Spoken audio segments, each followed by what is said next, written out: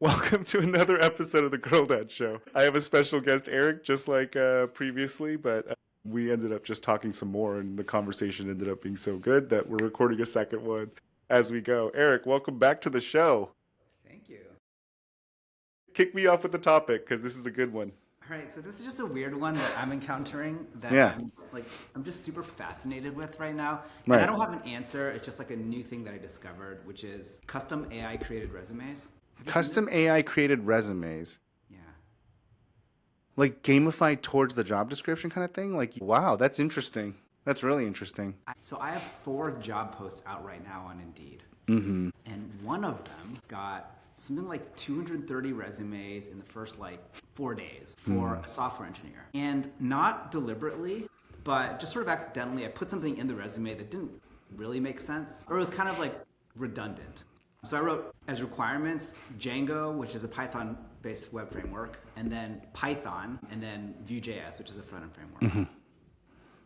So all these resumes come in, whatever, and a bunch of them say Python, Django, Vue.js. And that's just like it's not wrong, but it's just, if you were an actual engineer, you probably don't write that in that sequence in that way. And there are other requirements, like, we're talking about, I'm like, hey, this is what the job does. We do, AI driven QA and QC pipelines. We are working with employment verifications. And I am seeing impeccable resumes. They literally check every box. And in some of them, they're bolded, and some of them are not. They're different styles. And I'm first of all shocked, and I'm like, I hope these are real. But the short answer is, I'm 100% confident that people are using at scale Yeah, some sort of automated software where like it basically takes the job description, generates right, the perfect resume, and spits it back. And I had previously seen like plugins where it'll take your resume, it'll like improve it or maybe move the points around. right. But these are just straight up fabricating experience that didn't exist. Wow. So it's just too perfect to be true. It's like literally like your experience fits that thing That's exactly. that's the first layer. Like the Oh, first okay. like is this surprising to you? Like you can kind of Well, understand like, yeah, okay, I could see how that happened. yeah, like once you said it, I had to think about it, and then I'm like, oh yeah, I could see someone using AI to do that. That makes sense. Well, Yeah. I've searched for tools, right? I've searched, I just discovered this week, and I'm Yeah. still like kind of like hunting around it. And somebody probably already knows the answer to this. So if somebody knows this, like message Yeah. Young, and Yeah. Young will text me, and Exactly. I'll get to know the answer to it.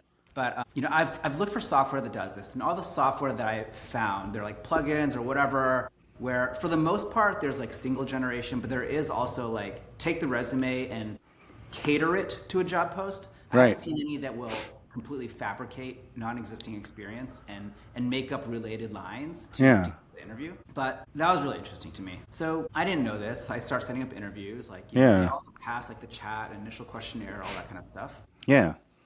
And my first interview is with Blake Robinson from Bastrop, Texas. I'm like, oh great, Bastrop, right? Yeah. It's even got a 512 phone number on the resume and all that. Yeah. Show up. It's a 8:30 a.m. first round interview. Yeah. We have a multi-round interview process where the first one's kind of like a vibe check, all that. Just make sure our requirements are a fit. Blake Robinson shows up. He is a Indian guy with a very heavy Indian accent, and I'm like, okay, Blake. In Zoom, like I don't have this right now, but you can like blur out your background. His Yeah. background's blurred, but it's very clear to me that behind him is a window, and the window is half pulled up, and it's nighttime in Bastrop, Texas, Yeah. at 8:30 a.m. And I'm like, what the fuck? Yeah. But anyways, super, Did super. you call him out on it? I didn't call him out because I was, to be honest, like I was Intrigued. curious. Yeah, It intrigued. was, it was a puzzle to unwind. Yeah.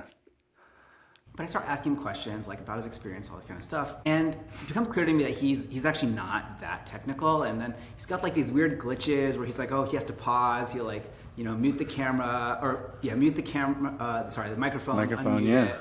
Yeah. And then at some point we Look get up to the some answers. more technical questions, and then he's like kind of pausing and waiting. And so my first thought was that he had an AI teleprompter or something Totally. that was Totally. listening and responding. And so I started chasing this thread. The next interview I had with James from Brooklyn, who very similar profile. But I've seen definitely like Indian, Pakistani. I've seen a guy from Vietnam a guy from Korea.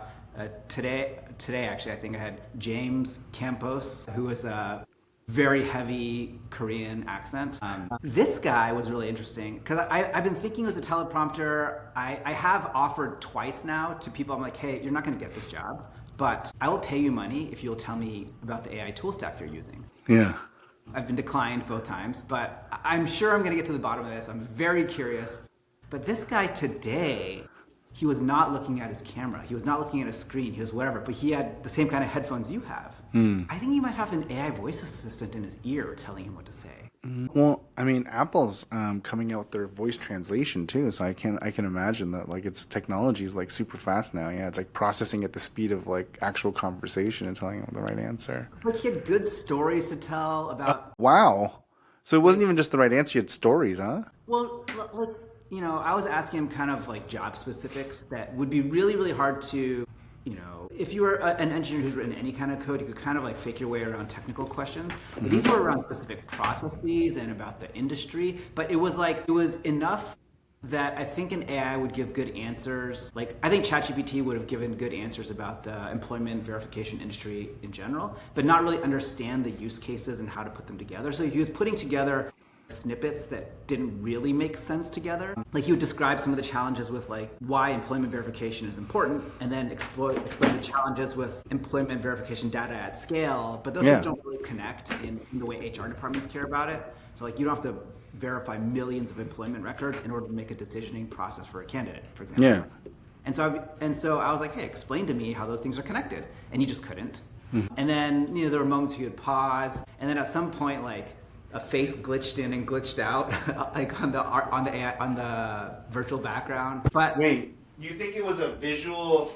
You think it was a visual AI too? You think it was a visual AI too, or just? No. I think he's in an office or something like that where he's probably like on in like a dev farm. But what's the game of that? Like, why would they have a pseudonym, like an American pseudonym? Why wouldn't they just say they're a dev farm? That's a really good question. I don't know the answer to that. What's the benefit here? What's the play? Yeah, I don't know. I think that, I don't have an answer to that. But overall, like, my thought was like, I've been very impressed with the AI tools. It's clear to me that, and like I said, I have 4 job posts out there. Only one of them is getting these kinds of applications. Is it the software engineer one? It's the remote software engineer. Yeah, that's interesting. Yeah, because I feel like maybe it's like more technical, so they feel like they can get past all the technical testing, and I don't know. But I mean, the tooling is pretty good. I thought it was like teleprompters. I think it might be voice AI. They're clearly like taking the job post as input and generating a custom resume for it. And then when they actually get to the interview, I would say the screen actor has the context of the resume fed to them, so they can actually talk through the resume, through the points. It's like more sophisticated than I would expect. Yeah. I don't know. That's awesome. I'm very curious. I like it's a little puzzle that I'm interested in. It's like a consequence of AI that I'm not excited about. No, because then you're gonna have to like basically reuse AI to read through the resumes to see which ones used AI or not, right? Like it's gonna be like this counteraction of like checks and balances that are just constantly permutating on itself. It's gonna be super wonky. Can I tell you something that you may judge me on? Please. I haven't used a resume, or I mean, obviously I haven't in like a decade or so because I haven't, really been looking for a job like that. But I haven't asked for a resume, I don't know, in like 10 years. I mean, I'm constantly hiring people and I just don't. I just like ask for a LinkedIn profile and I try to find mutual contacts and validate through references. But I mean, people send me their resume and I'm like, I've even right now, like I'm recruiting for a bunch of people and I don't look at the resume, even if they email it to me. Your personal network though? I do go out to my personal network. I try to find a LinkedIn because LinkedIn is for me is like a really great place because you can find social capital, right? So who are your mutual contacts? And if you don't, then who knows, right? Like who knows someone that you can ask, for like, and like you'll I mean, you're not on social, so it's harder for you to see it, but like, yeah, you'll randomly get messages from me on LinkedIn saying, how well do you know this person? And that's usually me just double checking someone's validity. And so even like, pre-AI, like a content writer or whatever, you just go on LinkedIn and search the word content writer and then you try to find other people. And do you even care if they're employed or not, or do you just? No, I mean, it's usually my final check, right? But I rarely look at a resume, which is really bad. I mean, I should. How do you even source the candidate in the first place? So we'll post a job on LinkedIn, and then they'll apply on Oh, LinkedIn, and then got it. then immediately I can just validate like some sort of social sphere or if they're legitimate, because you can tell like the fake LinkedIn profiles very quickly. It's just super obvious, and then the ones that are really well done that are like lying about like working at large companies now you'll know people that work at those companies. So you literally can just go like, "Hey, these person's connected with you. Is this legitimate?" And they go, "Yeah, it is." And it's like, or it's not. And then you're like, "Oh wow, that's a really good fake." And then you just kind of stop, right? And so I Yeah. haven't ever since I gotten really into LinkedIn, I haven't used resumes because Makes there's like it's like a resume plus social proof, Yeah. and it's kind of weird, I right? yeah, I haven't really spent a lot of time on LinkedIn jobs. This was all on Indeed, so I wonder if it's like I wonder if it's platform specific. I posted Totally. a job on Upwork, and I have started looking on LinkedIn, but in a different way, looking for employees of competitors and just cold outreaching to them. No, that's smart. Yeah. I guess it depends. I guess I'm lying to you because I do use Indeed for pool cleaning and stuff like that. Like we do post there for my brick and mortar retail job companies that I have. But Yeah, yeah, but for like a white collar job, I just use LinkedIn. Yeah. that makes sense. Yeah, Yeah, but I it is saw a interesting lot. how AI is going like this because like one of the problems that I have right now is that we're using a lot of AI. Oh gosh, this is going to be bad if people hate me for this, but a lot of my content is now being generated by a handful of young ladies that have built a thread with GPT to constantly retrain with my tone of voice, right? So we have a year's worth of Love that. content.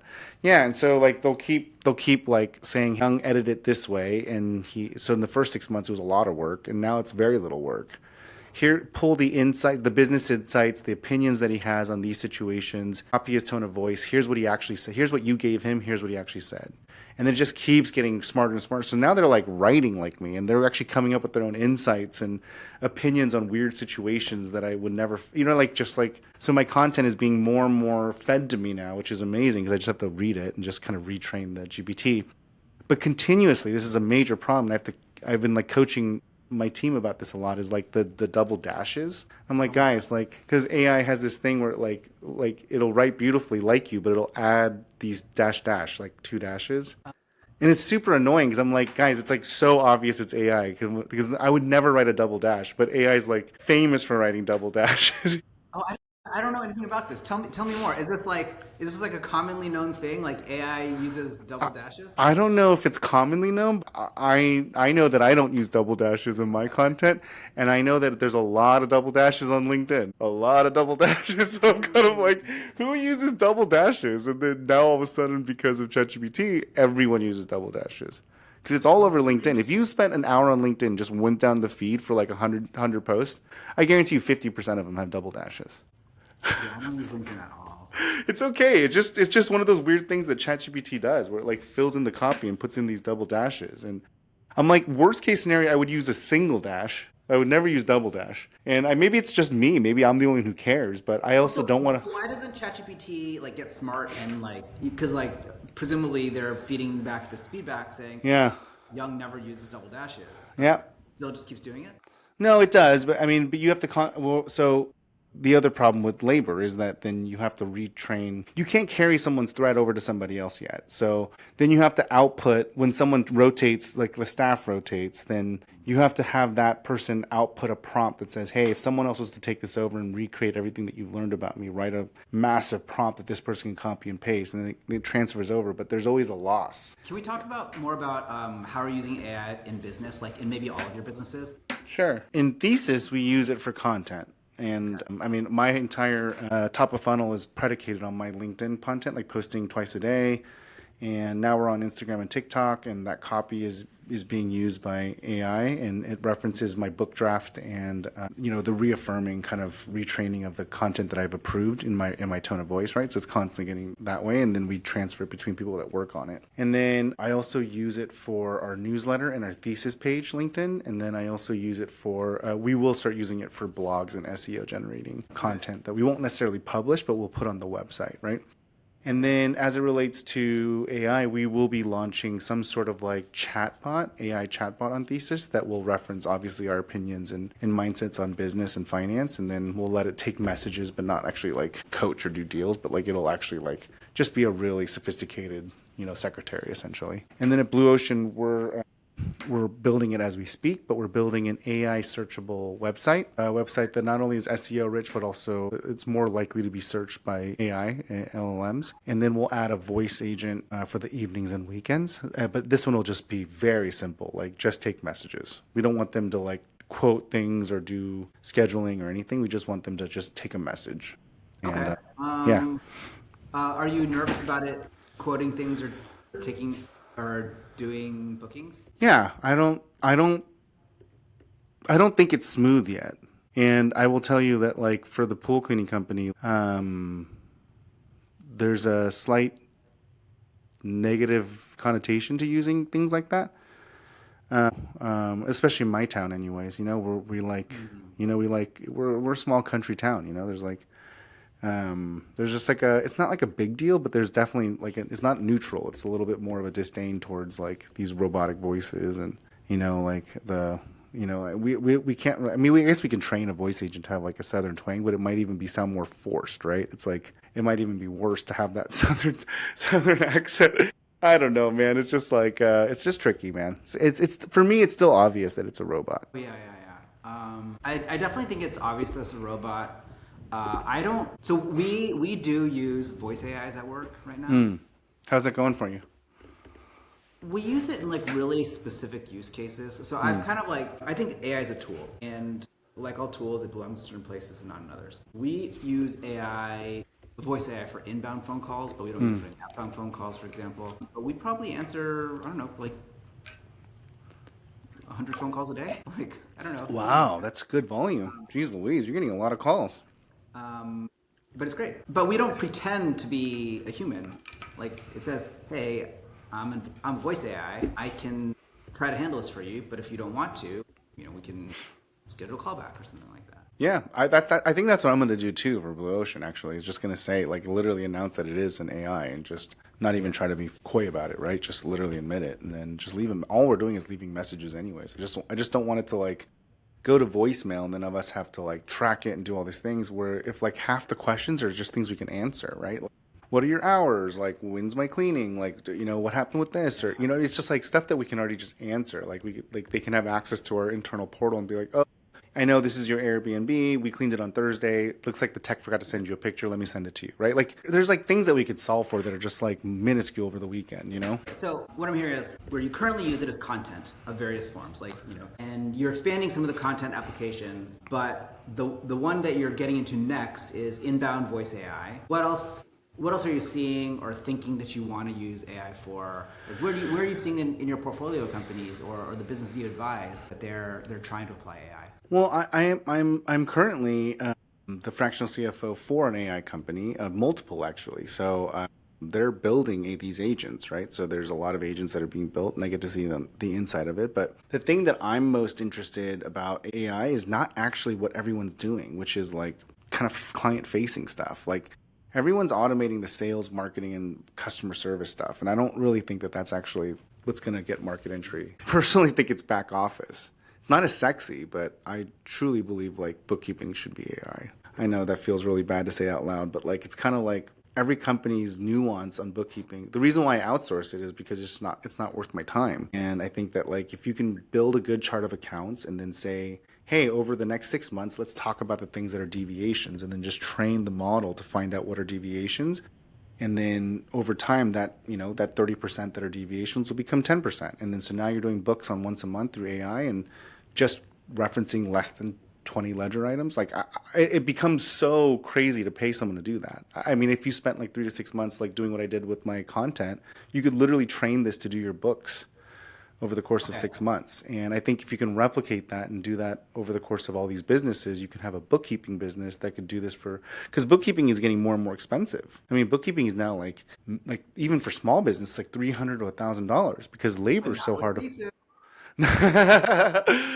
Especially if we build a tool for this, right? Like if we build a tool for this, like it could be pennies on the dollar because like a lot of this stuff is not like most business owners don't change their chart of accounts. They have the same business every single month and variations are like, oh, I put my phone bill on my business instead of my home. Oh, okay, cool. So it's like you want to do that as an owner's payment, or do you want to do that as a business expense? Like that's literally it. Then once you make that decision, then the next month you don't have to talk about it anymore. Like, do you get what I'm saying? Like it's all trainable stuff, and most of these people do less than like 200 transactions a month. So it's kind of like very easy to What? over time train it. Why does this require AI, right? So like, let's say it's like, categorizing this one particular payment in a certain bucket. This is something that QuickBooks has had for a long time, like recommending stuff. But especially if it's the same vendor, the same amount, it seems like even pre-AI, that should have already been solved. Like, what is changing about this with AI? Well, it's the variations, right? I think that over time, if you have like variations of the QuickBooks recommended, it'll start to falter if it doesn't know the changes. So, but eventually, if you do this enough times with the AI agent, it should learn when things change. This is what you do. So when it has six changes to reference, it can now suggest this change, and then over time those recommendations become the reconciliation, so you never have to do it again, right? Like it already knows that like, hey, you do this, like you just run your life through your business to mitigate your tax liability. Okay, great. It'll start learning that, and that's the thesis and hope, versus like QuickBooks auto recommend and reconciliation rules are just more binary. Okay, I think I get it. I think like AI can be a little bit fuzzier with the rules and Yeah. like, okay, that makes sense. What else? Like what do you think is, because like if you spend a lot of effort and time to invest in AI and then, you ultimately improve net income by 2%, it's like, was it worth it? I don't know. Maybe not. What are the big moves for like any of your portfolio companies? That's so funny. I don't want to say this on there. I think that modeling is going to be done by AI as well. Modeling? Modeling and forecasting will be done by AI very soon here. Oh, okay. Some more. And I yeah, and it'll completely fundamentally change how we operate for at least a year or two while the market catches up to how well you can tune some of these LLMs to do modeling. The technology is already like there, where you can have it help you build assumptions and build the databases to pull from, and at what points do you ratchet what, and pretty complicated variability.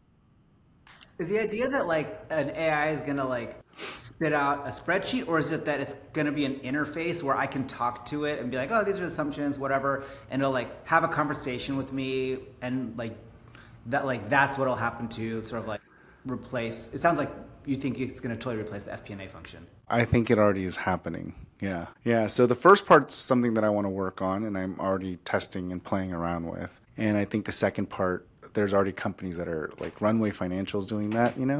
Like they're doing a lot of really completely intuitive, kind of more user experience things to build out forecasts. They even launched in this thing called ambient listening, where they have like the people that join other people's meetings, and it'll like grab data from those meetings and say, hey, we heard that your CAC went up. Like, do you want me to add it to the model? You're like, what? Like, they just like, because they know everything that's happening in the company, and like, so a lot of cool things like that are happening already. Like, there's a lot of modeling companies that are coming out, like Forecaster and Runway Financial and all these guys. But long story short, I've been playing around with some of these LLMs, and they're already building pretty good models, and that's really fascinating. And then to your point, I love that you went right to the jugular, but the next obvious evolution would be that why do you even need to even build a model? Just have these conversations with this AI bot that literally ingests the data and then can spit out these answers. Because the model's supposed to what? Answer questions. So you have, as long as you can frame the right question, you need to answer the question what the variability is, right? And so that's really what a model does for you. Until you turn it into a budget or something like that, then it changes a little bit. But fundamentally, that's what it is, right? What is this? How much do I have to spend to get to this result based on what you know about the company? That's really what a model is. And so if you can get an AI to not even have to go through the modeling exercise and just answer the question, I mean, that's pretty fundamental change in the operational flow. And I think there's like a year or two where you can charge for it while doing less work, and you can make a lot of money. And then I think eventually it'll become mainstream. Okay. Different thesis? Are we going to bet dinner on this too? Yeah. I already bought you a steak dinner because I lost the last bet. I got to be more careful. I think you are an optimist and excited for change. Yeah. And therefore, your optimism impacts how fast you think the change will come. Yeah. I feel like the same level of optimism about the technology, but I feel that there's an inertia with how businesses operate that just take a long time to change. Yeah. So it'll be slow. Is kind of my personal opinion. I think we're more than 2 years out. So the good news for you, Young, is that you have 10 years to make money. That's so funny. Yeah, I definitely am very optimistic, and you should just let me be because I'll keep buying you steak dinners Yeah, every yeah. after all these bets, right? Just stack up a steak dinner every year. So you said something really interesting here, though, is like this idea that it listens in and it says, hey, by the way, CAC's gone up. I think there's an interesting application here that I haven't really heard people talk about, or, I literally have just come up with this idea since you said it. But like, if you can have an AI listen into all of your company meetings, Doesn't work. it doesn't work? Well, I have a client that does that, and I mean, I'm not vocal about it, but I'll get these summaries of the conversations, and it stitches together the conversations of all the Yeah, things. like And read.ai or whatever. yeah, Or like the reason why it R. doesn't work is that 15% of the time there's like context around what's stated, and they're all equally stated. So they're just like, here's the summary of what was the points, da da da. But then like you go back and because I don't read the summaries, I'm just like, I'm too old school and I don't really care for these bots that are in my meetings. But once in a while I'll read the summaries and I'm like, yeah, those are all accurate, but like that matters a lot less than this. Even in the meeting that was matter, you know what I mean? But they're pointed out exactly the same. I mean, there's no like subtext to the intonation that was used or the voice, like the timbre of the voice of like almost the sarcasm around it, right? Like it doesn't pick those things up. It just says that is fact and this is what it is. And then that basically trains the next thing that learns from this. You take the summary of this meeting, this meeting, this meeting, and then you come up with a strategic plan. It's like, dude, it's all based on inaccurate qualitative data because I was rolling my eyes when I said that. I didn't actually mean it. You know what I mean? Like, and now the thing thinks that like that's a strategic goal. So, well, first of all, AIs can detect that. And Yeah, also, that's true. Yeah. right? So it's probably, these transcription tools have been around for a long time, right? So if we're saying that we can't get a better tool out of it, that's probably wrong. There is going to be a version that's going to be better than just transcription and summarization. Totally. And I do know, I have seen some of these tools actually assess emotions, and then the video ones actually assess micro expressions. So I have seen these tools come out. It's pretty weird, yeah. But I will say that it's still not, I don't think it's there yet. What I'm getting at, though, isn't that. You're right. I don't think these tools do anything interesting. It's like summarization is great, right? I think what is interesting is that there's always somebody making decisions for the company with incomplete context, right? So instead of thinking about this as like read AI or whatever it's called, like delivers the notes for all these things, which will never be read, these listeners should be observers in meetings and create a single centralized brain. And that single centralized brain with the quality of the inputs, I think what's useful there is then any person who's making decisions at the company level should be able to have access to that and be able to pull up the individual notes, right? There's something interesting there because for me, like I know that people are making, having conversations about something further away in the business. But then to be able to query like sort of the central brain of everybody through all the conversations. And for example, if that was like a custom GPT, they could be like, hey, is anything changing here or whatever? Or here's my plan, like, is there anything I don't know about in the company that's happening? That would be kind of interesting. Yeah. Because right now, that idea of a single centralized source of all the information that's currently happening in the business just doesn't exist. Yeah, I mean, I think that sometime in the future it should be smart enough and good enough, but it's also like, I just don't trust it. I mean, like I said, we have a company that I work at that does this. They literally record every single call in the companies and then they have their own custom SLM on top of their database and you can ask it questions. But like I'll ask it questions and it taps into all the recordings, taps into our Google Drive, taps into our Dropbox, taps into like our Xero. It's connected to everything in the company. I love that. And so you could literally themselves as custom, or did they? They built it custom, yeah, for their internal operations. But I don't use it right now because like I still have to go double check it. So then it'll tell me something and then I have to go validate it, right? Because a lot of the questions I'm asking are very financially related, and so it's just like then I'm testing it anyways. And it takes me longer to like validate it than it would have been for me to just go get it. So right now, the ease of use isn't there yet because I'm not certain about the quality of work. But it'll eventually get there. Can you imagine our kids growing up in a world like this? They're going to. They're going to live in a world with no bookkeepers, apparently. No modeling career, no FP&A career, yeah. So What else are you saying? Like, I agree that the back office function is kind of where the interesting thing is going to happen. I think that, like, content generation, it is what it is. I think like creating drafts is kind of interesting. I think summarization is kind of an interesting thing. When I get like a 60-page like legal document, I want to run it through a machine to tell me like what the high points are. And I think Yeah. that function is going to get better. But those are kind of like the boring, obvious cases. Totally. I mean, I just got a new lease on a car, and I ran my lease negotiation through it, and it was freaking phenomenal, right? I'm like, like you have to be like the world's greatest, like, lease negotiator, and like help me understand what I should be looking for, and like it was so freaking fun, dude. It was like amazing. But these are like menial things that are super like manual in a lot of ways, right? Because I'm doing them like one at a time. But yeah, I'm not really sure, man. I don't dwell on this too much, other than the fact that I think that what I do think about a lot is as this data becomes more commoditized, and we have more listening devices collecting all the data collection is getting higher quality, the context is being absorbed, everything's going to get smarter and smarter, if not smarter and smarter, but at least more and more robust, more and more comprehensive, right?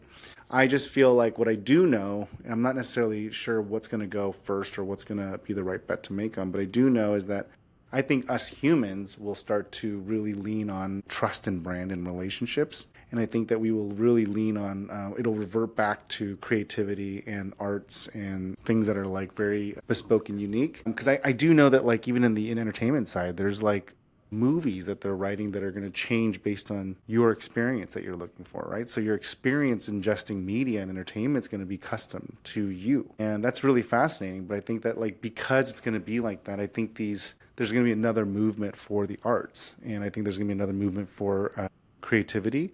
And then I definitely think that who you buy stuff from is going to be more powerful, which is, I'm making a big bet on this, just so you know. So I say this with a lot of bias, but it's why I've been building my personal brand. Like I don't really ingest that much content, but I post a lot because I'm trying to put myself out there to be branded as something that, so people recognize me before the proliferation happens. I don't need a million followers, but I would love like 10,000 that know me for something, right? Because then if they ever come across something that they need or want that I do, their immediate thought is, oh, I should tell Young about it, or I should go ask Young if he can help me. That's really all I'm looking for, is because like I think in the future there's going to be so many options that the only thing people are going to trust are the people that they remember as people that are associated with that thing. And I'm trying to sear that into at least 10,000 people's brains before the proliferation happens. That's so interesting. Well, I mean, this is not a future that I'm worried about. Okay, got it. So you're not worried about this future at all? Yeah.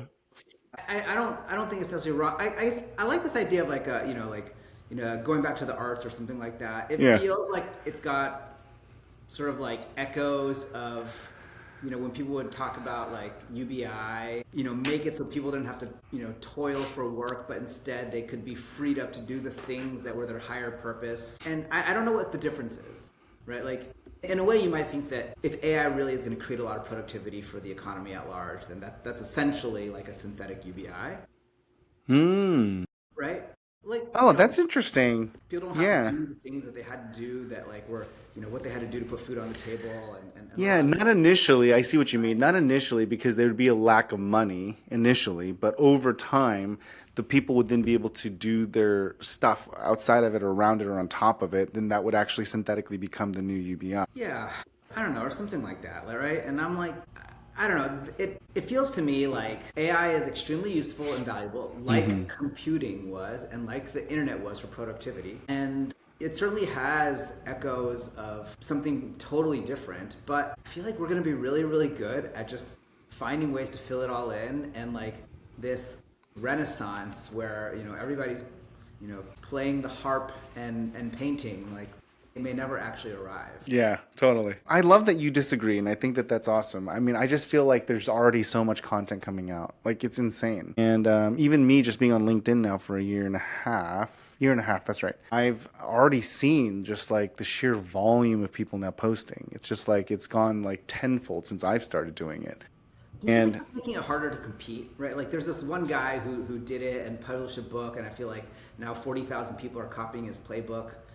Justin something, I don't know. Justin Welsh? Yeah, that's right. Yeah, he's cool. Yeah, I like him a lot. Yeah. But if he did it at a time when nobody else was doing it, and then everybody read his playbook because he sold it for $79.99, and now 1,000 people are doing it, and they're all being told not just once a day, but at least twice a day. Like, Doesn't it feel like Totally. It's already harder to compete. Like I'm telling you, like it's already like 10 times in my anecdotal perspective, there's already 10 times more people doing this and it's already being more competitive, right? So it's harder to compete against it, which makes me think that it's going to keep going like that because I look at it going, man, it's getting cheaper and easier for me to post more and more because of AI. Where I used to post once a day, now I can post twice a day because it's just cheaper. And so it's like, why not? It's like one more time. What do I care? The LinkedIn algorithm is only going to show it to people that engage anyway. So it doesn't hurt me. It doesn't hurt my brand. You're not going to see it unless like people, there's like a whole thing like where there has to be like 100 people that actually engage with it in the first whatever. Like,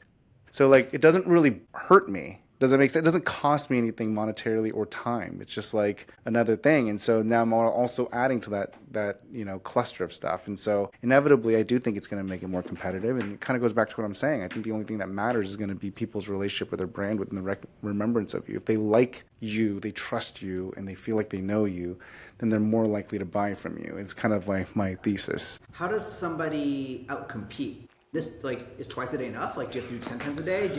Does your content have to be 10 times better? Like what's the... I think we're moving into a world where the content has to be better. And it needs to be, I personally think it just needs to be approachable. Just be yourself and try not to manufacture it. Because like we've done this thing now over the last 2 months where I stopped posting as much from like ChatGPT, like having it come up with insights. And I'm actually recording videos. So you'll see in my you're not on my social, you're not seeing it, but over the last almost 3 months, it's been a lot more videos of me literally talking, and now we're starting to see the engagement come back. But I'm building a relationship with people, right? And they know it's authentically me because we're not using, I mean, it's obvious we're not using AI to make my video content, right? It's literally me talking to them. Not yet anyways. Yeah. So that's been, I think that's been helpful. But for me, like I said, like it's like that thing, like where remember, I don't know who said it, but remember they're like, you don't need 1 million followers, you need 1,000 that will buy from you or something like that. I can't remember who said that, but. Well, I think it's like Seth Godin, like 1,000 true fans, or maybe is it even only 100 true fans?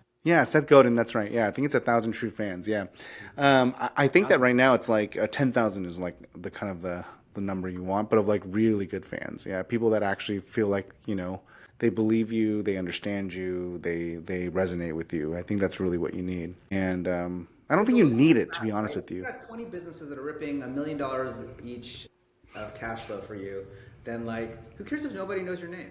Oh, they're not ripping $1 million in cash flow for me. Geez, that would be amazing. New goal set. Yeah, that's the new goal now. I got to make them make $1 million each. Yeah, I just want them to have $1 million in annual revenue each because I feel like their chances of failing at $1 million in revenue significantly drops.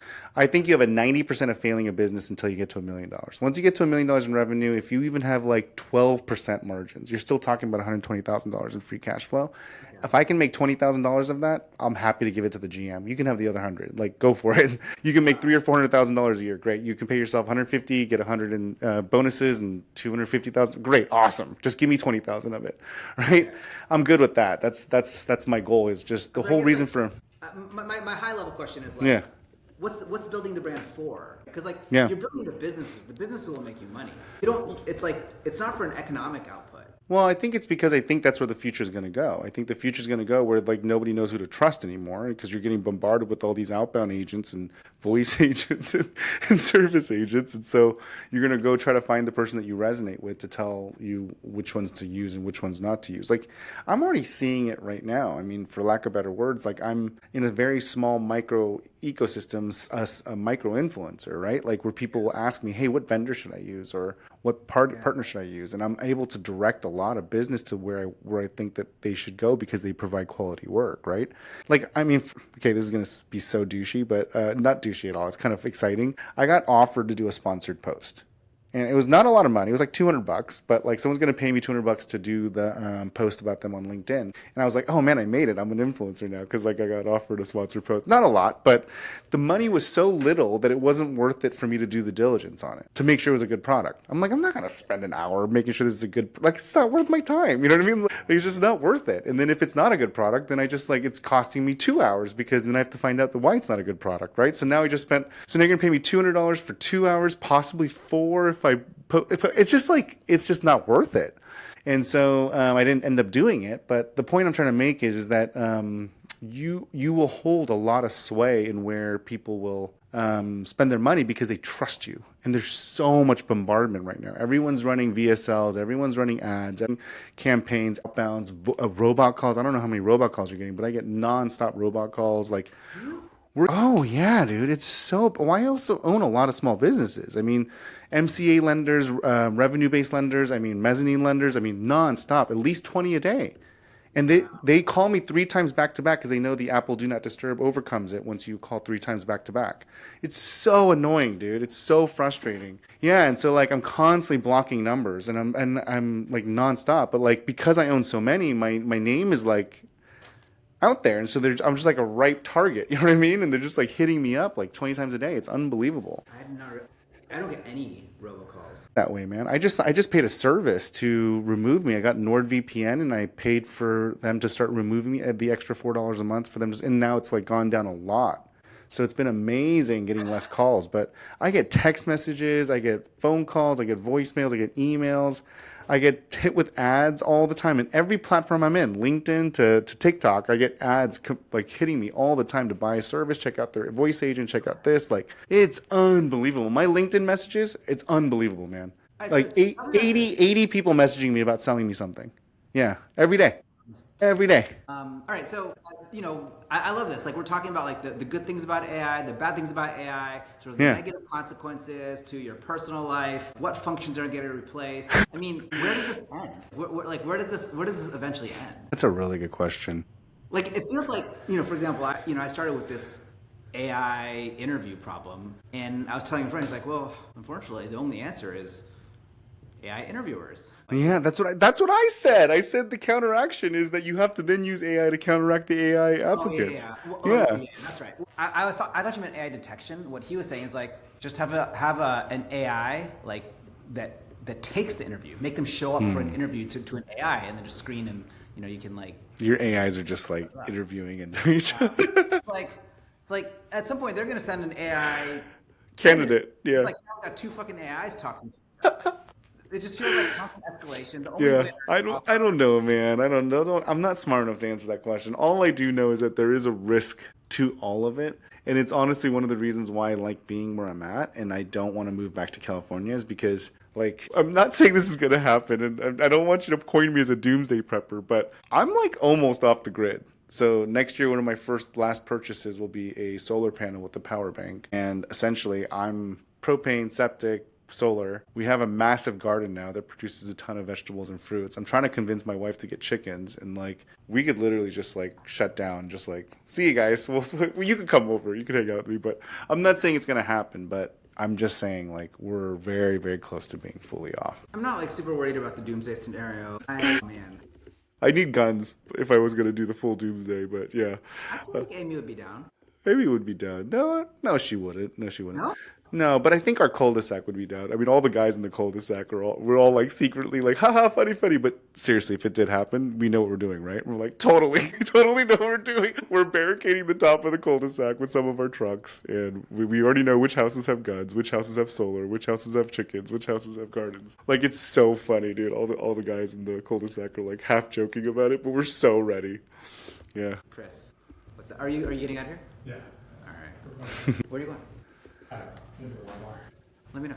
All right. Yeah, I'll get you on your way too, man. This was really great. I love this conversation about AI, but it's funny that you don't get this bombardment. I mean, that's probably why your point of views are so different. I'm literally getting hammered. It's so bad, dude. It's so bad, dude. It's just like everybody and their mom is selling me something. That's so interesting. I mean, I see some of these reports about how Fortune 500s are using AI and what the ROI on it is and whether it's even there and all that kind of stuff. And then I do see ads for like small business owners where they're like, why don't you have 100 AI agents doing your job for you, right? Yeah. And the feeling I get is that everybody's talking about using AI to wildly increase the efficiency of their business, but I have yet to meet one person who has actually done this.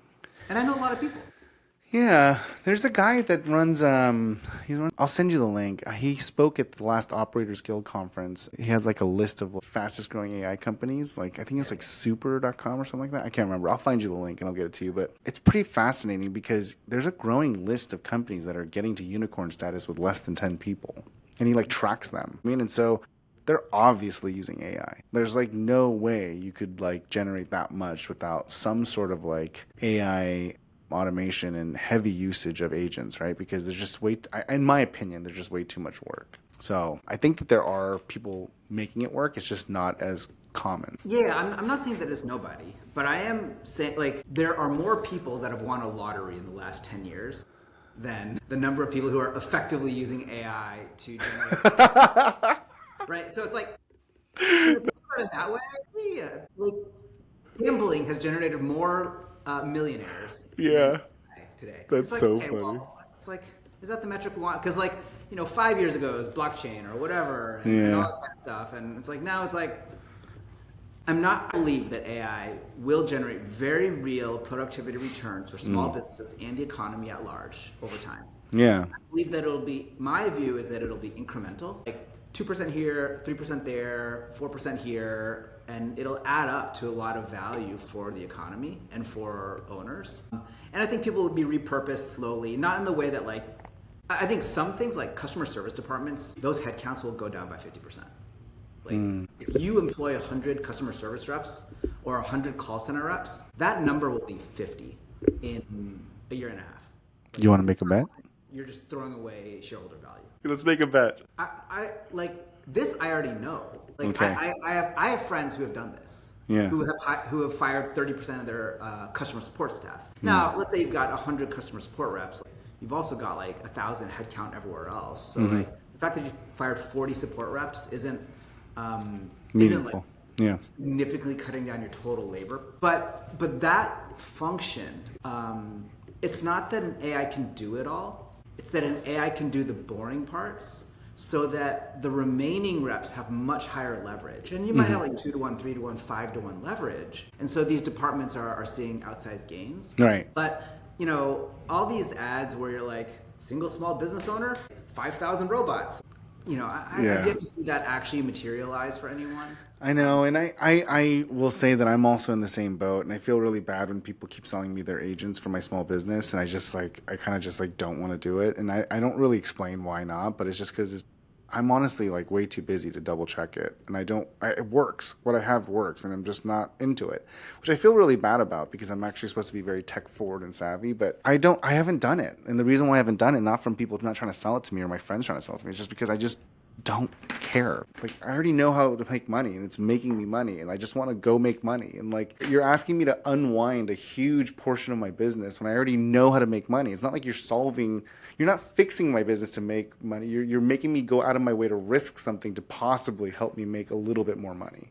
Where I'm like, why? Like I don't think you understand my priorities here. My priorities here isn't to like, do you know what I'm saying? Like it's just like a really backwards thinking and like, what's it called? Like, oh, we're gonna like save you, we're gonna rescue you, we're gonna do this. I'm like, I don't need rescuing. Like, I have a very clear line of sight. It's a very boring business. I'm not equating this with some sort of magical business. It's a very boring business, and we're already making money. We can't even keep up with the demand. Like, do you know anybody that has a good service provider for anything right now? Like, there's no service workers. Trust me, we don't have any issues. Like, we're making money. We just have to shut our mouth, keep our nose clean, and just focus. We just have to work, and we're gonna make money over time, right?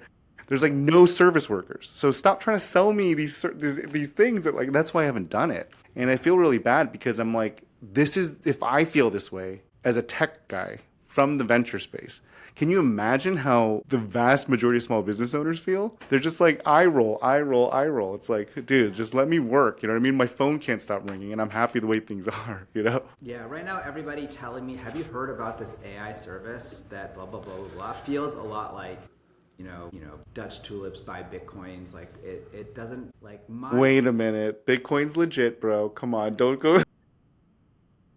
My benchmark is not, have you heard about it? But if somebody I know says, I've been using this for 3 months and it's made me X amount of dollars, like something meaningful, then I'm like, okay, now I'm interested in talking about it. But mostly I'm hearing all this stuff secondhand, or I saw this thing on Twitter where somebody said blah, blah, blah. It's like, okay, well, like, if it's a real thing, it'll come around. Like, Totally. Yeah, there's like the swell of adoption, right? There's the pack leaders, there's the early adopters, and then there's the mainstream, right? So Yeah, you can just wait for it to be mainstream. Like there's nothing wrong with that. You just won't get all the upside that comes with it. But you also won't get the downside from doing it either, though. So it's like pros and cons. But for me, I will say that I'm diversified in the fact that like worst case scenario, doomsday happens. I feel like I'm very close to being off the grid. So I'm pretty happy about that. And then best case scenario, I feel like Also, I'm consult with these people. So AI wins, you do well. AI destroys the world, you do well. You have a very nicely hedged portfolio. that's kind of what I'm thinking about. How do I hedge for these things, And so that's kind of my mindset on it right now. It's just I'm not smart enough to figure out what's going to happen, the impacts are. But all I can do is not worry about it. No, don't let it cripple me, and focus on what I can control, and test things as much as I can so I don't miss the boat either, right? So a little bit of everything. And I think the biggest thing for me is just figuring out how to like introduce this to my kids. And so I will say I have been intentionally conversing with ChatGPT, the voice agent version, in front of them. So they're watching me prompt her, right? Like so they can kind of hear it and see it. And I've just started doing this. Okay. So in front of them, I'll say like, hey, I need you to be a really good expert in, like vacation planning. I have ask me questions one by one until you have a comprehensive understanding of who I am before you start to help me solve this problem. Here's the problem. And then they're literally watching me have this full on conversation for like 20 minutes with this robot. And they're just like, she's weird. That's like the response. Why does she talk like that? And I'm like, but I'm showing them a little by little this month. I started doing it. Okay, that's interesting. Do you have how would you say your perspective on screen time with your girls has changed over like the last, I don't know, call it 5 years? I don't really pay much attention to it because I could give them screen time the entire time I'm with them, and Amy gives them so little, it's still not enough. Does that make sense? Like, yeah, like That means to me that you think there's a certain amount they should get. A minimum. Totally. It's the same problem as like when like Amy used to be so hardcore about like just their diet and all this stuff, which is good, right? Because I think natural foods and all these things are really great, and we're finding out microplastics is bad after like decades of putting microplastics in our face wash and everything. You know what I mean? Like we're like learning about all these bad things in our consumables and products. But I also think there's a certain amount of normalcy that happens when I went to In-N-Out with Lily, and Grace went to Kava with Amy, and I'm like, yeah, get a lemonade, get 2 fries. I don't care. Like, let's do it. Let's go ham. And Lily's like, no, I'm gonna get a lemonade, but I'm only gonna fill it up halfway because I don't want to feel bad afterwards. And I'm like, who the hell is this girl? My wife has her so well trained, and I'm literally just like, she's not even here, dude. Order the freaking lemonade and like, let's go nuts. Let's get 2 burgers and 4 fries and animal style it. Let's go. And she's like already thinking about the consequences of her diet, which is cool. So because Amy's so conscious about digital exposure and things like that, like I'm not worried about it at all. Like I let them look at my phone, I let them play games on it, I let them have iPad time, and they ask for it, but they don't like incessantly ask for it. Yeah. And so it's really nice. A healthy, balanced relationship with it. Amy's really good about it. So she's really good at balance. Like she's very balanced about everything, and she's really, if they ever get too bored or they really start pestering about getting iPad time, she'll make them do like outside activities, like go grab like 50 weeds out of the yard, and then you can have like 30 minutes. You know what I mean? And then they'll go outside and run around, and they'll forget because they're having fun, and they're kicking a ball around. Do you know what I'm saying? Like she's like, she'll always make them go outside, as like a reward system. Yeah. So the obvious corollary is, or the next question is, how do you think about your kids' relationship with AI? Or like, how do you want to encourage them, or have them stay away from it, and that kind of stuff? I think that we need to expose them. So I've been exposing them to it. And like I said, I've been doing it through the voice agent with ChatGPT, and just like letting them see how I converse with her, and like or it, I should say, because I have it set as a female voice, but I don't know if my wife has it set as a male voice or not. I don't really know. But yeah, so they're watching me talk to her, right, and they're listening in on how I talk to her and stuff. But do they also talk to ChatGPT or something like that? No, not yet. And they do talk to Siri and Google though. Okay. So they'll ask me questions, and sometimes I'll say, why don't you ask Google? And like I'll prompt them, and they'll run over to the Google Home, and they'll say, hey, how fast does a cheetah run? You know what I mean? Like they'll ask like questions like that instead of asking me. And so I am letting them know they have access to resources and questions and answers like that. And I'm slowly starting to break them into it. But Amy's like, I'm not worried about it because she's so anti-technology. And she's not anti-technology, but she's like, let's go grab a dictionary. Let's go grab a, encyclopedia. Let's go to the library and find. And she's so opposite that like, and she's predominantly with the kids that even if I use my 10% to completely jack them up on video games and AI and technology, it still wouldn't mess them up because they're so lopsided. Yeah.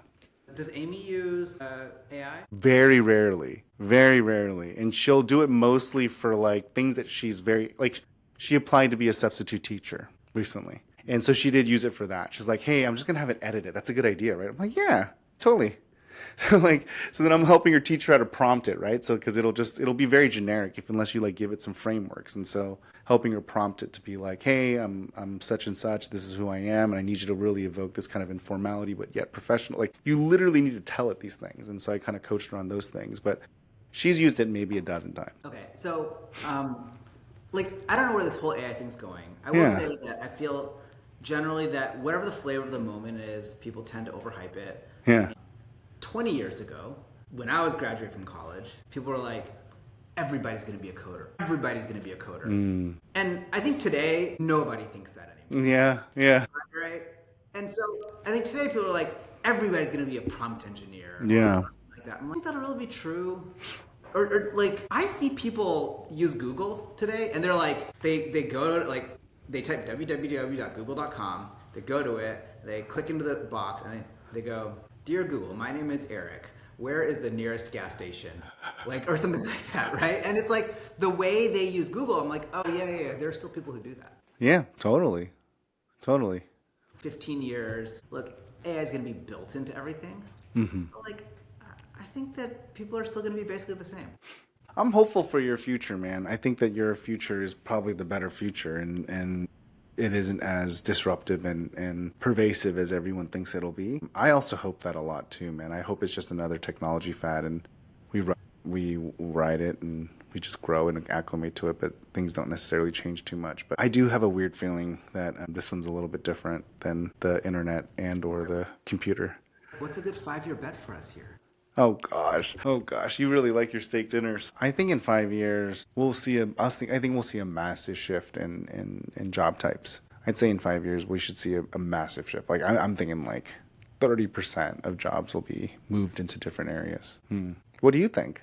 Why don't you make the bet this time? Yeah, so that I can bet against you and then enjoy a nice steak dinner. I would love to buy you a steak dinner. Yeah, let's do it. What do I think? Like, and it's got to be like a claim that is, non-obvious or that we fall on opposite sides of. Yeah. Make it about the kids, dude. Like, make a claim about what you think the kids' education or something will be like, or their life will be like. Have you heard about this Alpha School? Yes, I freaking love it. Oh my gosh, I love the concept of it. I love it. Invest like the best, or invest like the rest of us, or whatever it's called, whatever that podcast is called, where they interview Joe. He says something really interesting, which is two things. One, he says, all content that has been created to date for education is now obsolete.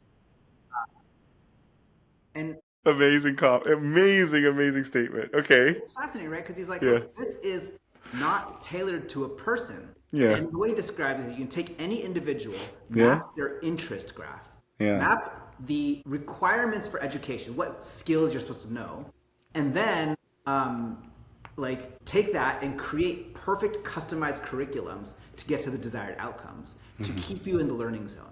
And so that means that everything you read can be, like, you like Pokemon cards? We can make, and you don't your multiplication tables? We can create customized word problems about Pokemon that ask the questions that you are bad at in math. Yeah. And you'll get good at it. And so all the times table, the fill it out or whatever, those are totally.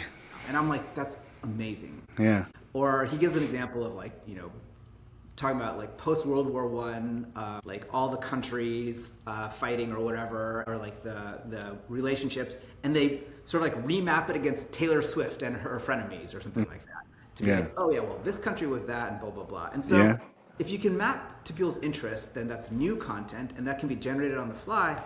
Yeah, there's a reliable, or there's a valid claim that all historically produced content is now obsolete. Dude, that's crazy. Yeah, I love that statement. Yeah, it's pretty funny. The second thing he says, and this is the bet, which I think he's gonna be wrong on. He says like, sometimes in the next 10 years, there will be a handheld iPad-like device that for less than $1,000 will do all of this. And every kid in the world will be able to take that device and learn twice as fast, 4 times as fast as any curriculum that exists today. That is an outrageous claim. I don't think it's true that device will exist, but I do think it's true I think it's probably true, or at least, a believable claim that this method of education will far outperform any other one. Totally. So Totally. I want to send my kids to an alpha school. I do too. I mean, I gotta talk my wife into it because she's very. I think you're absolutely right, and I would love to as well too. I would love to send them to this school. I do think that AI has a really, really big part in our future education, and not just kids. I actually think that it has the ability to teach all of us, like 100%. in a way that's going to make us learn way faster and just way more intuitively. Because like you just said, the inference and the references that it can pull from our interest, our skills, and our institution, our current knowledge base. Like it'll know all those things and adapt a curriculum that basically knows when to push and pull way more reactively and adaptively. Yeah, the 3 things it needs to know are what you need to know, what you already know, so that creates like the content, and then what you're interested in, so it maps the like quiz material and content that you're learning to the stuff you already care about. Yeah, I actually think another good tool. Maybe I can convince someone to help me build this, but it's like a AI tutor or teacher. It's like a Khan Academy like stuff, but it's like really around this concept of like you have to teach me this skill or this end result, but you can't tell me what the end result is. You can only do it through coaching, mentorship, and questions. And so you have to like go through this channel, right? It's like this like learning of the hard skill, the technical skill, whatever that may be, right? Through like the Socratic method, essentially, right? And then you toggle the button and then you say, okay, now teach me how to do this with full AI mode. Like literally show me how to prompt this so the best question comes out and teaches me the fastest and the best output comes out using AI, And then the third mode is like, hey, like let me do this on my own. Just give me some guidance on what resources I can read or whatever, what sequence I should follow to have like a normal, expedited, like classroom style thing where I have to ingest, like show, tell, do, read, write, explain, like that kind of concept, right? So it's like these 3 modes that you toggle, and then you like basically sell it to kids to basically learn new skills or learn curriculum. So you have to learn. So it's like you can't get the answer from it. So you have to learn the technical skills and the hard skills. You have a version that teaches you how to use AI to create a super output, like a crazy output. And then you have a version that basically teaches you how to do it in an expedited manner, like Alpha School, where it's like, here's the resources, go do it and actually try to understand it and then try to do it yourself and then try to explain it to somebody else, right? I think that's a dope ass business. I love it. Yeah. Should we start it? After you're at 20, Okay. then we'll do it. That's a good idea, dude. It's a freaking great good idea. Yeah. It's an awesome And it'd be idea. fun to work with the kids and, it'd be like, my kids will be the customers. It'll be awesome. I love it. So I would love, this is like a future version of the world. I would love to work with my kids. People have family businesses and stuff like that where like the kid goes into the family business. I would love that opportunity. That's awesome, man. I just interviewed someone, Paul Hood. He's growing his accounting bookkeeping business. He's like 20 million ARR. He's going to get to 100. That's about to go to 0. No, he's going to grow it. I mean, he's going to grow it to 100. And I'm sure he's already automating a ton of his shit too, but he was talking about how he's growing it and all 3 sons work in the business. And it's so funny because that's something that like I didn't enjoy because my dad, like my family, my parents, they all work together. Not my parents, sorry. My dad works with my mom's brothers, and so there's like a family business, and I didn't like it because of all the negative things that I saw around it and kind of the mixture of like relationships with money and things like that. And so I've kind of always avoided it because I grew up in it, right? And now that I'm like, I don't know, now I can't think of anything better. Like I am the same way, man. I've worked with Andy Cunningham and her daughter, and now I'm like seeing Paul Hood with his sons. Like it's just like, I don't know, man, Bloom and Blinds with like the family business. It's like, dude, it's like the dream. And I can't wait to work with Lily and Grayson. I hope they work with me in the business. Yeah. I'm the exact same way, man. That'd be super awesome. This is like out of left field. Does anything happen to real estate with AI? Yeah, it has to. I mean, there's already so much democratization of like even like the agents, like their jobs are getting upended just because of the access to the data, and the work is getting like much more democratized. And so you're seeing like lawsuits happen with people that are like charging their agent fees and broker rates. I mean, obviously it's a small dip in the larger scheme of things of where it's headed, but you add AI to it, I'm assuming it's only going to get more and more prolific, and transactions can happen a lot more, not democratically, but more asynchronously and digitally, because it'll be based on a lot of the data that's out in the market, and transactions can happen a lot more transparently. So I think yes. I mean, I think absolutely yes. But you're not in real estate. Why do you care? I was just thinking about like asset classes that like maybe don't change at all because like people will always have to buy land and homes. But then I was like, well, maybe it does change because like, maybe self-driving and like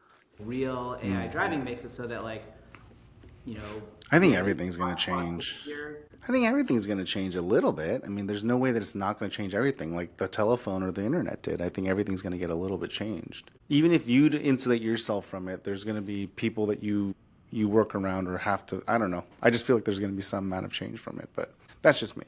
And then when people are like pool cleaning, I mean, I think pool cleaning will get disrupted by AI eventually too, because eventually we'll have robots doing this stuff. Yeah. Maybe it's in 5 years, maybe it's in 10 years, but there'll be better and better robots that are created that'll, become cheaper and cheaper. And the cost of labor keeps going up, and robots will do it. And it's freaking hot, and it's acid and like bad chemicals and fumes. It's a dirty job. You know what I mean? Like eventually there's going to come a point.